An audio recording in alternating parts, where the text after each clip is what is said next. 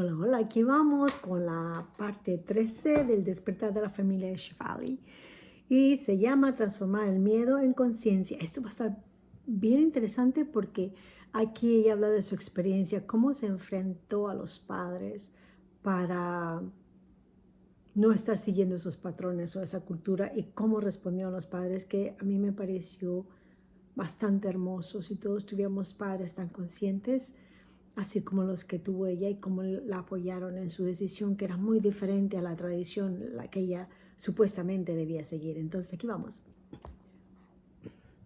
Al hacernos conscientes del miedo subyacente tras todas nuestras reacciones, especialmente ante los hijos, se nos brinda la oportunidad de analizar nuestras antiguas maneras de proceder y relacionarnos con el mundo y sustituirlas por otras más evolucionadas que respondan a la situación presente.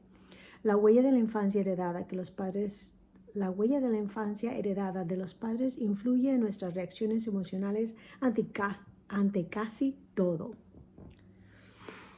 Cómo gestionamos el dinero, cómo gestionamos el estrés, los cambios, el aburrimiento, el rechazo, la traición, cómo consideramos nuestro cuerpo y el de los demás, qué sentimos acerca del esfuerzo, el éxito y el fracaso, qué sentimos acerca de la comida, cómo gestionamos el conflicto, los límites, el riesgo y los retos, cómo llevamos las amistades y la intimidad, cómo nos autogobernamos, cómo afrontamos el liderazgo frente al seguimiento. Cuando me di cuenta de que poseía un chip emocional implantado en mi interior que condicionaba todos los aspectos importantes de mi vida, quedé atónita. Me resultaba una locura que literalmente cada idea, opinión y juicio sobre mí misma y los demás hubiera sido constituida por mi familia y mi cultura. Por un lado, eso significaba que ya estaba hundida hasta las rodillas en el barro de su condicionamiento a los 10 años de edad. Seguramente tardaría el resto de mi vida en revertir estas marcas. Por otro lado, resultaba liberador darme cuenta de que podía deshacer las marcas que no funcionaran para mí. Fue toda una revelación aterradora y estimulante a la vez. Todavía recuerdo la primera vez que comprendí que no me definían mis padres, mi cultura ni nada con lo que me hubiera identificado antes. Esto no significa que negara su influencia en mi vida, no estoy hablando de eso. Lo que voy a describir es cómo comprendí que mi idea de mí misma no dependía de los demás ni se definía por sus ideales. Tenía 22 años y me había trasladado a San Francisco desde la India un año antes de iniciar un máster en terapia a través del teatro en el Instituto de Estudios Integrales de California, una de las instituciones más adelantadas que conozco. En esta época comencé mi formación en meditación vipassana y me inicié en la práctica de la plena conciencia en mi vida cotidiana.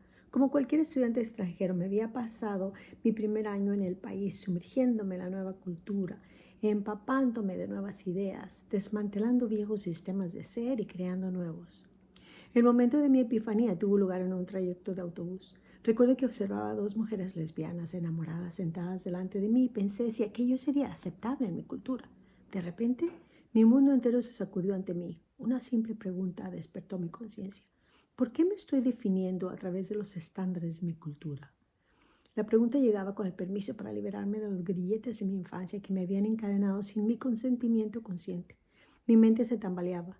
Si mi cultura no tenía razón sobre quién y cómo deberíamos amar, tal vez no tenía razón en un montón de otros asuntos. Quizá todo lo que yo pensaba que era la manera correcta de ser era en realidad erróneo. En aquel momento empecé a desprenderme de mi apego a todas las casillas que previamente había marcado. Mujer de éxito, psicóloga, hija e india. Como imagina, este proceso de mudar las antiguas identidades resultaba tan liberador como intimidatorio. ¿Quién era yo sin aquellos roles y tras aquellas identidades? ¿Y si mi familia me rechazaba? ¿Cómo toleraría su desaprobación? ¿Me atrevería a recrear una nueva identidad?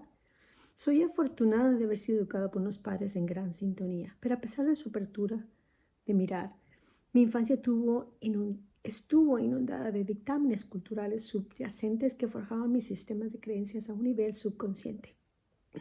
Entre ellos estaba la idea de que debía regresar a la India, preferiblemente casarme con un hombre indio y encajar en la sociedad donde me eduqué. Cuando llegó el momento de explicar a mis padres que no iba a seguir ninguno de aquellos planes, temí su reacción. Finalmente reuní el coraje para enfrentarme a mi padre. Cuando me enviaste a América esperabas que cambiara y creciera, ¿no? No pretenderás que volviera exactamente igual que como me había ido, ¿cierto? Pues he cambiado.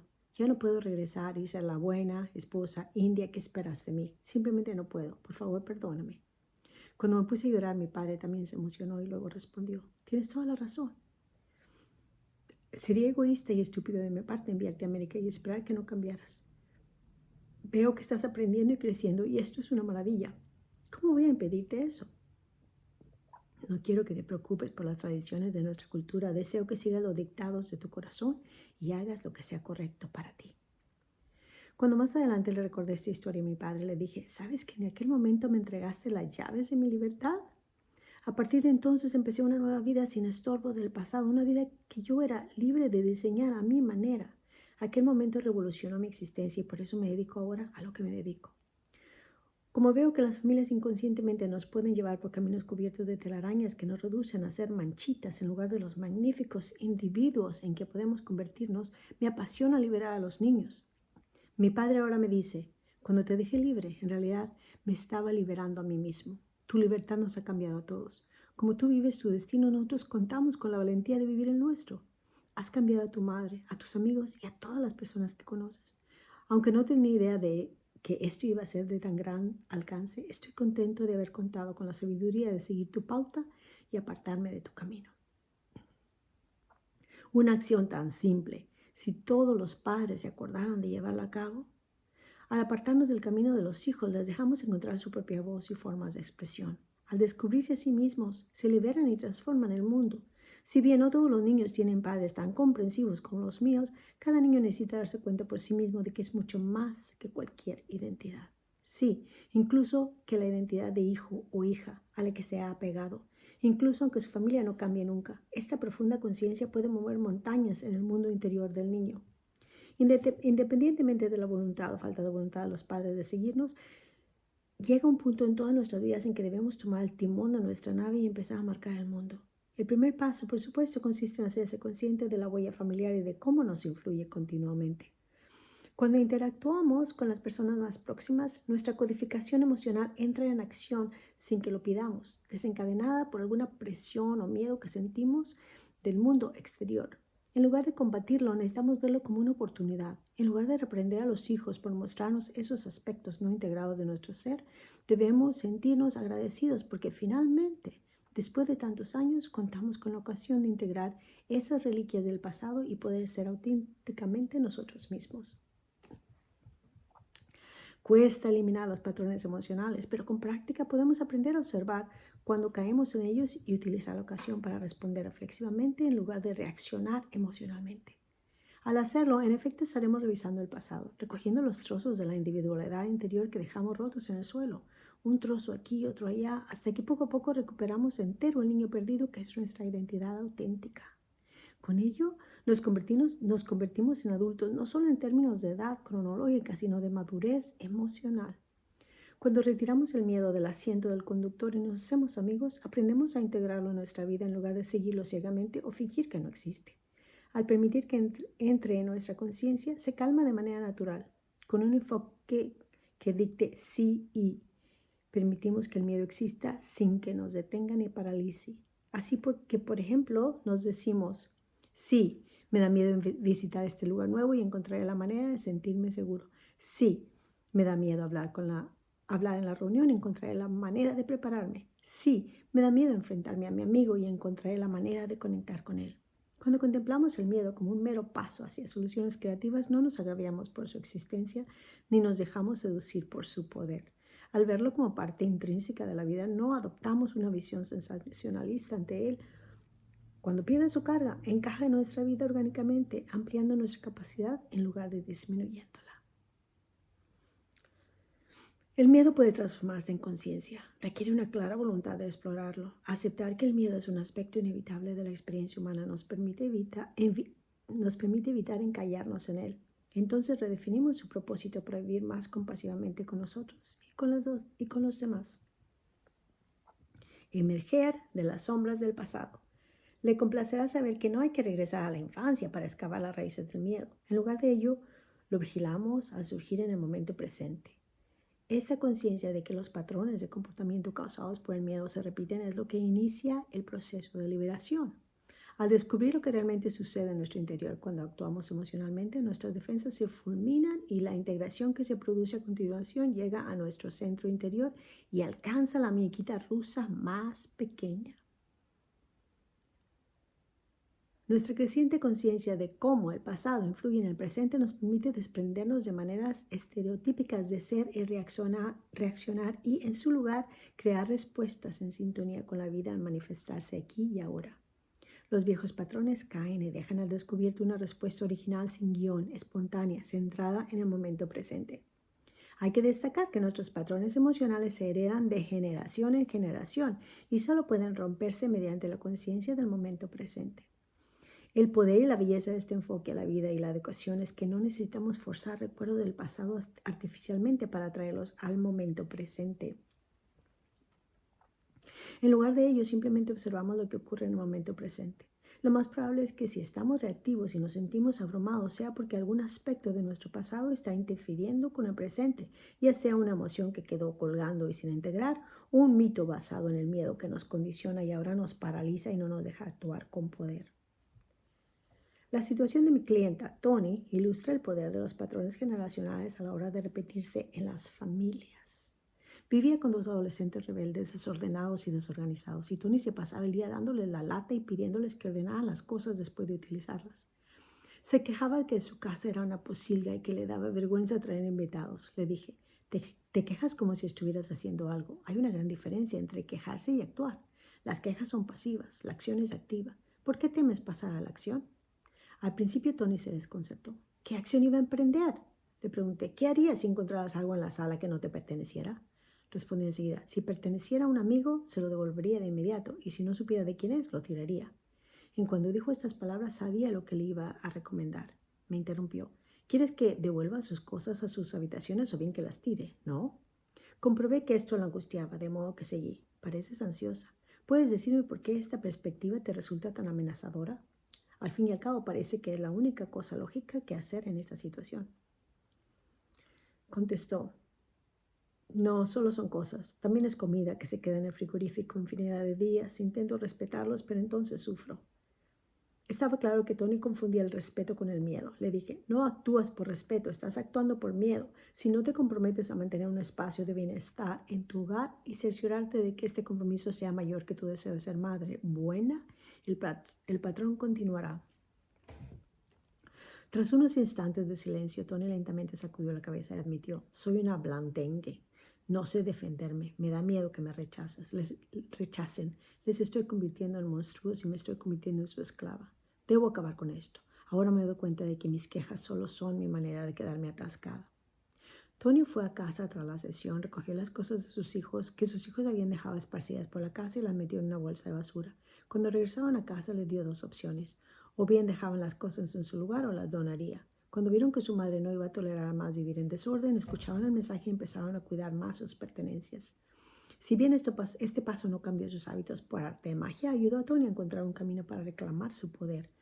Como ella expresó de maravilla en una sesión posterior, estaba castigando a mis hijos por mi miedo. Mi propio deseo de aprobación y de gustarles estaba enseñando la lección de que no pasaba nada por vivir en una posilga. Lo más peligroso que les estaba enseñando es que está bien violar el espacio e intimidad de otra persona. Mi deseo de gustar y ser aceptada estaba estropeando mi deber como madre. Al comprobar que Tony se mostraba capaz de crear cambios en su vida, sondeé su psique con mayor profundidad para ayudarla a desvelar de dónde surgían estos miedos. Al repasar su historia, descubrió que sus inseguridades empezaron cuando sus padres se divorciaron y su padre se mudó de la casa familiar. Recuerda que se sintió desvalorada y responsable por la ruptura. Me dijo, mi casa ya no parecía mi casa. Me sentía culpable de haber elegido quedarme con mi madre y era como si mi padre siempre me culpara por mi elección. Cuando le pedí que me contara más cosas del divorcio de sus padres, me explicó. Mi madre creció con un padre muy controlador y crítico. Le atraía a mi padre porque era justo lo contrario. Era alegre y adaptable, un artista. Mi madre era al revés, perfeccionista, tímida y ansiosa. Con el tiempo cada vez se volvió más paranoica y controladora. Cuanto más salía mi padre con sus amigos y disfrutaba de la vida, más angustiada estaba ella. Al final, sus celos y necesidad de controlar todo su movimiento le cansaron y acabaron divorciándose. En este punto todo parecía encajar. Dulcemente hice ver a Tony que el abandono de su padre era la raíz de su miedo a provocar problemas en casa. Como su hogar de la infancia no volvió a ser el mismo tras el divorcio de sus padres, perpetuaba la sensación de desubicación en su propio hogar, permitiendo a sus hijos que perturbaran su espacio personal. Su falta de autoestima la llevaba a pensar que no era lo bastante buena para exigir respeto y ser dueña de su espacio en casa. Cuando Tony empezó a ver que sus problemas actuales con los hijos de hecho no habían comenzado en su infancia, sino que llevaban generaciones filtrándose, fue valorando el poder de despertar al momento presente. Vio que si nos atrevemos a preguntarnos por qué nos abruma nuestra situación actual, el presente puede constituir un espacio de transformación. Las razones de nuestro miedo rara vez se hallan en el presente ni en el comportamiento de los hijos, sino que casi siempre están en los patrones emocionales de nuestros antepasados. Si pudiéramos entrever siquiera lo generacionales que son nuestros patrones basados en el miedo, nos daríamos cuenta de que brotan de nuestro pasado y no guardan relación con las situaciones que vivimos en el presente, aparte del hecho de que estas situaciones llaman nuestra atención sobre ellos. Cada uno de nuestros miedos empezó hace mucho tiempo. Aunque interpretamos el comportamiento de los hijos a la luz del miedo, ambos no tienen nada en común. Al reconocer que el comportamiento de los hijos es algo completamente independiente del miedo, somos capaces de ayudarles como lo precisan, orientándoles en lugar de reaccionar contra ellos, acompañándolos en lugar de amenazándolos. Como con la mayoría de elementos emocionales de la vida, cuando antes miremos al miedo a los ojos con valentía, más probable es que desaparezca de forma natural. Cuanto más tiempo lo evitemos o lo neguemos, más tóxico se volverá y nos infectará la vida con su energía negativa. Cuanto antes lo reconozcamos, cuando surge en nosotros, tanto en nuestro psique como visceralmente, antes se callará. Cuando intentamos esconderlo bajo la alfombra, muta en enfado o tristeza, lo cual hace que siga amenazando más tiempo. Al desvincular los patrones emocionales basados en el miedo de las acciones de los hijos, nos queda el comportamiento concreto que ahora podemos afrontar sin el drama al que estamos acostumbrados. Simplemente el comportamiento del niño precisa una respuesta adecuada al comportamiento, sin ansiedad, emoción ni miedo. Eliminar la autoestima de la ecuación nos permite ser conscientes y por tanto efectivos con los hijos. Al eliminar la reactividad, afrontamos cada situación desde un estado de calma y equilibrio, respondiendo al comportamiento como éste merece, o sea, transformando las circunstancias que nos enjaulan. Olvidarse de los padres de nuestra fantasía.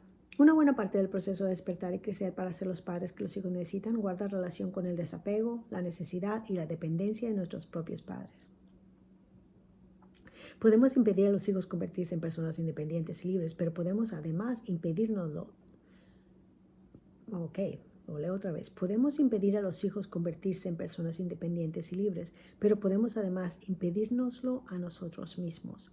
Al remitirnos a los padres para obtener aprobación, permiso, sensación de pertenencia y amor, seguimos siendo pequeños e infantiles.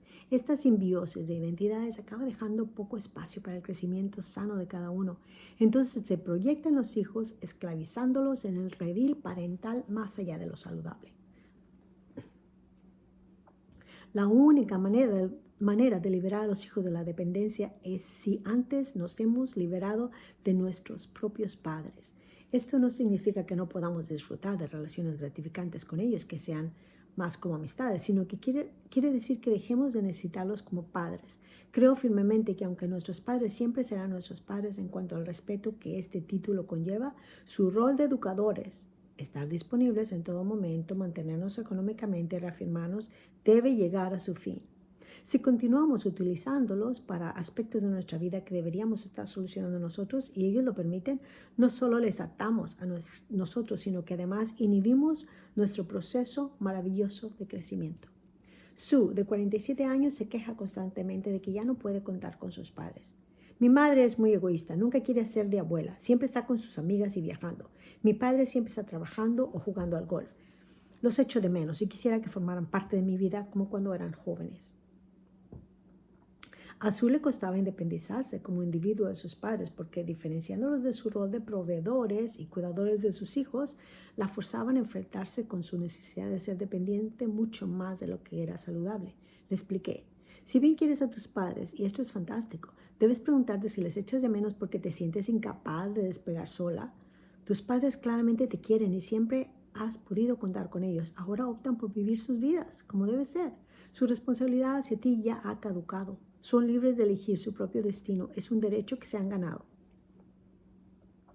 Sue admitió que nunca se lo había planteado así. Inconscientemente había asumido que sus padres siempre iban a hacerle de padres y la rescatarían cuando fracasara o cayera. Cuando la ayudé a comprender que ahora era el momento de ser responsable de sí misma y su mejor aliada, a regañadientes confesó: supongo que estoy asustada porque no creo ser capaz de hacerlo. Necesito aprender a creer más en mí misma, supongo. Sue no es distinta a la mayoría de nosotros. Condicionados para depender de los padres para que nos orienten y nos apoyen, nos sentimos perdidos sin ellos. Al menos Sue era una de aquellas personas afortunadas que han tenido unos padres con los pies en la tierra y conscientes. Por esta razón le costó menos recurrir a su propia resistencia y sintonizar con su ser adulto interior. Como durante la infancia había recibido cariño, protección y cuidados, ahora podía darse todo esto a sí misma.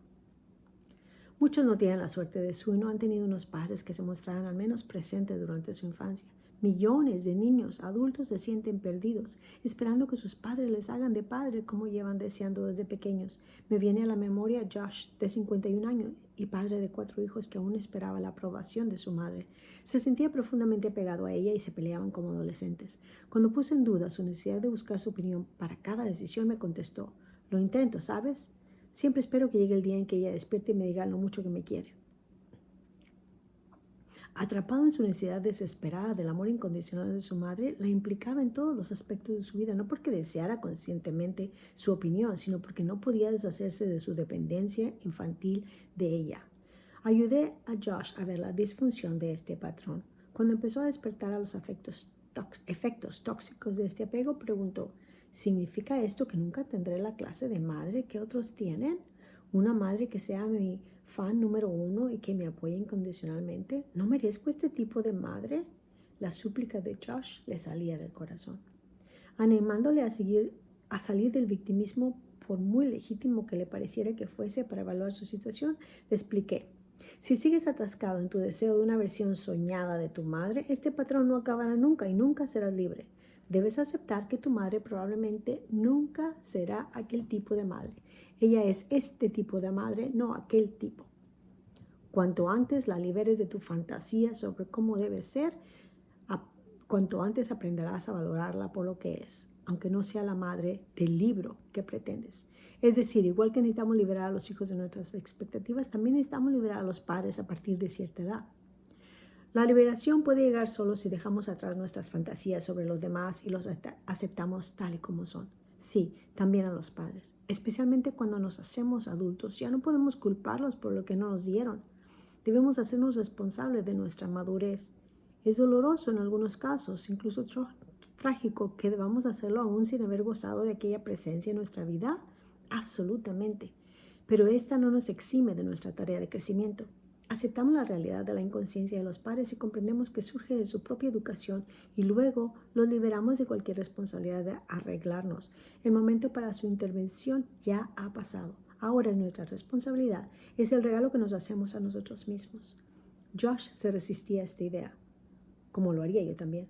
Pero al ir dándose cuenta de que su madre no le debía nada, y de hecho el daño solo sería mayor si insistía en que le debía algo, empezó a liberarse de su deseo de que su madre fuera de una determinada manera.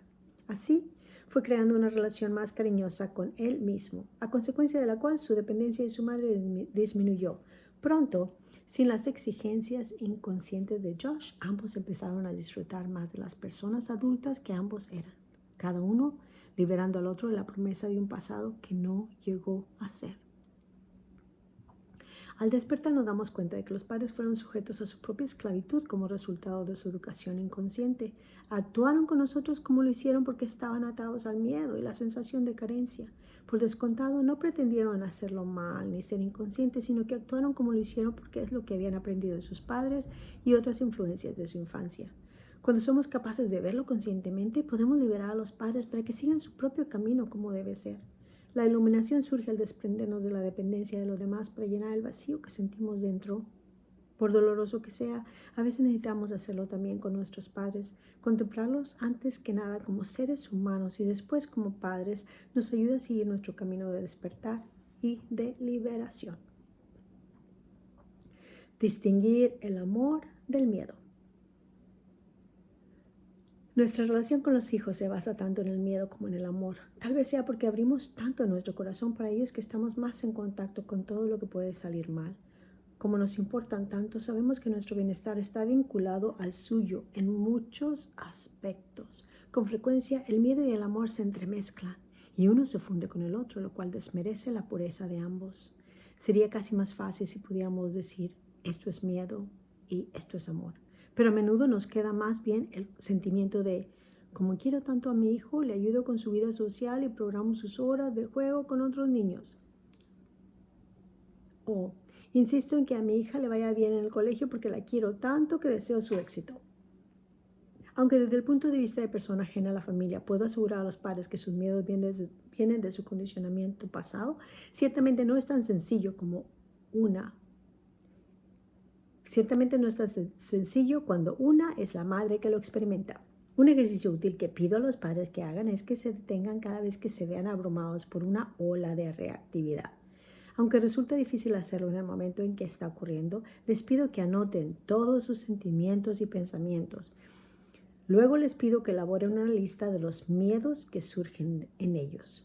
Francesca y su hijo de 11 años, Nate, se enzarzan en constantes luchas de poder por las más mínimas cuestiones. Su último conflicto tuvo lugar cuando Francesca lo sorprendió jugando con el iPad en lugar de estudiar para un examen. Perdió los nervios y lo castigó todo el fin de semana. Nate quedó lívido ante la perspectiva de perderse la fiesta de cumpleaños de su mejor amigo que se celebraba aquel fin de semana. Empujó a su madre y le gritó que saliera de su habitación. En la refriega, ella perdió el equilibrio, cayó contra el armario y se hizo daño en el hombro. Cuando vio el moretón, lo interpretó como una señal visceral para buscar ayuda por una situación que con demasiada frecuencia sobrepasaba su zona de confort. Cuando pedí a Francesca que enumerara sus miedos en una lista, escribió estas palabras sobre su hijo: fracaso, débil, perdedor, distraído, bajo rendimiento, sin objetivos, errático. De nuevo, vemos lo paralizante que pueden ser los miedos. No es sorprendente que Francesca reaccionara desproporcionadamente con Nate. Una persona con estos miedos se vuelve loca. Entonces le pedí a Francesca que escribiera sobre su amor por Nate. Escribió: quiero lo mejor para él, quiero que tenga éxito porque se lo merece, es brillante y listo, es amable y cariñoso, no quiero más que lo mejor para él. Al redactar estas palabras, el aspecto de Francesca cambió. Su expresión facial se suavizó y relajó los hombros. Estaba claro que había vaciado el espacio mental de preocupaciones y miedos y había entrado en un nuevo lugar, un espacio en el corazón de amplitud, de miras y de libertad. Pedí a Francesca que volviera a imaginar la escena. Esta vez, en lugar de reaccionar en base al miedo, repetiría las palabras anotadas en el diario. Al reimaginar la escena, inmediatamente percibió el resultado distinto que este enfoque había propiciado. Dijo: Nate no se hubiera sentido acorralado, no hubiera sentido la necesidad de ser agresivo. Claro que me quería echar de la habitación, lo estaba acusando y portándome mal con él. Él solo quería deshacerse de mi energía negativa. Francesca empezó a comprender la enorme diferencia entre la energía del miedo y la energía del amor. Si bien ambas parecen bien intencionadas, solo una consigue el objetivo que pretendemos, mientras que la primera crea una barrera emocional. La segunda libera al otro para que halle su propia relación con su momento presente. Al seguir este camino de conciencia, notamos más deprisa cuando oscilamos del amor al miedo. Al darnos cuenta, podemos refrenar los miedos y dejar espacio entre los hijos y nosotros para llenarlo con cariño, sintonía, aceptación y una verdadera relación de cercanía. Veamos un ejemplo más de cómo el miedo se interpone al amor. Una de mis clientas, Margaret, estaba obsesionada con el hecho de que su hija de 14 años, Debbie, era más bien marimacho y poco femenina. Nunca se ponía vestidos ni faldas, no se preocupaba por su cabello y no se dedicaba a ninguna actividad típica de las chicas. Temo que nunca se le pase, se lamentaba Margaret. ¿Qué chico se fijará en ella? ¿Y cuándo va a mostrar interés por los chicos? Estaba claro que su madre era incapaz de reconocer las cualidades fabulosas de Debbie porque no encajaban con su idea de cómo debía comportarse una chica. A causa de la imagen rígida y limitada de Margaret acerca de cómo debía ser una chica, no alcanzaba a celebrar la verdadera identidad de su hija. Debbie no solo era una chica encantadora, sino que era excepcional. No cedía a lo que su madre llevaba 14 años intentando convertirla. Al contrario, había conservado su idea de la clase de mujer en que quería convertirse. El precio que había pagado por su autenticidad era que su madre, de quien anhelaba la aprobación, la viera defectuosa. Cada uno de nosotros es singular. Poseemos cualidades que son idiosincráticas. La educación efectiva es la que celebra nuestra singularidad, incluidas nuestras idiosincrasias, sin hacernos sentir defectuosos cuando no encajamos en un estándar artificial. Margaret no es una mala madre. Al contrario, ama a su hija y estaba preocupada por ella. Simplemente no acertaba a ver que bajo su preocupación estaba la angustia por su capacidad de soportar la posibilidad de que Debbie no encajara en lo que la sociedad considera femenino. En efecto, traer a Debbie a terapia se trataba más de las inseguridades de Margaret que de ayudar a Debbie. El problema era simplemente que su singularidad desencadenaba tanto miedo en su madre que encubría el amor por su hija. Cuando la proporción de miedo y amor se desequilibra, de modo que pesa más el miedo, el enfoque que adoptamos hacia los hijos crea un efecto que es el contrario de lo que deseamos. Nos preguntamos cómo ha pasado.